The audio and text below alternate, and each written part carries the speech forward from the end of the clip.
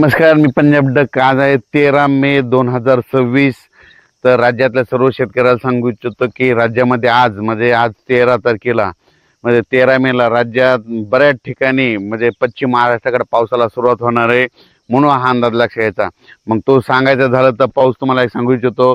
अहिल्यानगर जिल्हा, पुणे जिल्हा, नाशिक जिल्हा, त्याच्यानंतर कोकणपट्टी, घाटमाता, त्याच्यानंतर महाबळेश्वर, सातारा, सांगली, सोलापूर, कोल्हापूर, त्याच्यानंतर लातूर, बीड, धाराशिव, परभणी, जालना, संभाजीनगर ह्या पट्ट्यामध्ये आज सांगायचं झालं तर 13, 14, 15च्या दरम्यान पाऊस येणार आहे, म्हणून हा अंदाज लक्षात घ्यायचा.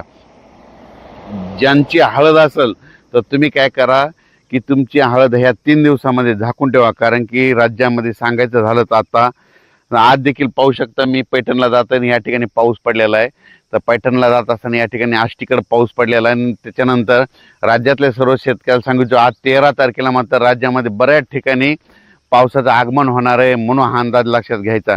हे पाऊस तुम्हाला सांगू इच्छितो की आजचा पाऊस मग पुण्याकडे पडणार आहे, नाशिककडे देखील आहे, अहिल्यानगर भागात देखील आहे, अकोले, जुन्नर, सिन्नर, त्याच्यानंतर कोकणपट्टीकडे आहे, कोकण घाटमाथ्यावर जरा जास्त पाऊस पडणार आहे, सातारा, सांगली, सोलापूर, कोल्हापूर, पुणे ह्या पट्ट्यात देखील चांगला पाऊस पडणार आहे, म्हणून हा अंदाज लक्षात. आज बऱ्याच ठिकाणी जवळजवळ सांगायचं झालं तर आज 13, 14 आणि 15 तारखेपर्यंत राज्यामध्ये पश्चिम महाराष्ट्राकडे जरा जास्त पावसाचा असणार आहे. ज्यांची हळद असेल, कांदा असेल तर तुम्ही काय करा, आज दुपारपर्यंत झाकून घ्या. दुपारनंतर राज्यामध्ये बऱ्याच ठिकाणी पश्चिम महाराष्ट्राकडे पावसाला सुरुवात होणार आहे, म्हणून हा अंदाज लक्षात घ्यायचा.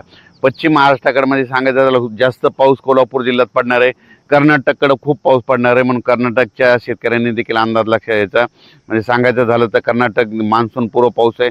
आणि सगळ्यात महत्त्वाचं, शेतकऱ्यांना शेतीचे कामे करून घ्या. आजच्यानं 24 दिवस पाऊस राहिलेला आहे, कंप्लीट 5, 6, 7 जूनच्या दरम्यान मान्सूनचा पाऊस येणार आहे. मान्सून जवळ फक्त मान्सूनचा पाऊस यायला 24 दिवस राहिलेत, म्हणून शेतकऱ्यांनी शेतीचे कामे करून घ्यावी, म्हणून हे देखील लक्षात द्यायचं. ज्यांच्या हळदी असेल समजा पश्चिम महाराष्ट्रातल्या देखील समजा सांगली जिल्हा, सोलापूर जिल्हा, कोल्हापूर जिल्हा, अहिल्यानगर, जुन्नर, सिन्नर, नाशिक, त्याच्यानंतर संभाजीनगर, जालना जिल्हा, परभणी जिल्हा, लातूर जिल्हा, धाराशिव जिल्हा, बीड जिल्हा, ज्यांच्या हळदी काय असेल तर तुम्ही आज काय करा, दुपारनंतर झाकण्याची तयारी ठेवा, कारण की दुपारनंतर राज्यामध्ये बऱ्याच ठिकाणी पाऊस येणार आहे. सर्वदूर नाही पडणार, फक्त विखुरलेल्या स्वरूपाचा हे अवकाळी पाऊस असतो.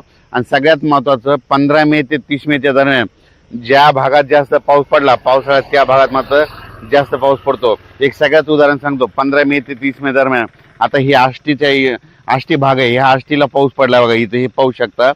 तर येणाऱ्या पावसाळ्यात इथं दररोज पाऊस येणार. आणि जर एखाद्या इथं बाजूला एखाद्या गावाला नाही पडला तर येणाऱ्या पावसाळ्यात त्या गावाला सोडून देणार, म्हणून हे लक्षात घ्यायचं.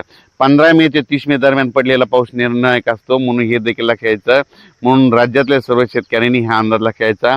पाऊस जवळ आलेला आहे, शेतीचे कामे करून घ्या. फक्त 24 दिवसात पाऊस राहिला आहे, म्हणून हे अंदाज लक्षात घ्यायचा. मान्सून उद्या 16 किंवा 17 तारखेला अंदमान बेटावर दस्तक देणार आहे, त्याच्यामुळं यावर्षी लवकर पाऊस येऊ शकतो, म्हणून हे देखील सर्व शेतकऱ्यांनी लक्षात घ्यायचं. अचानक वातावरणात बदल झाला तर लगेच एक मेसेज दिला जाईल. धन्यवाद.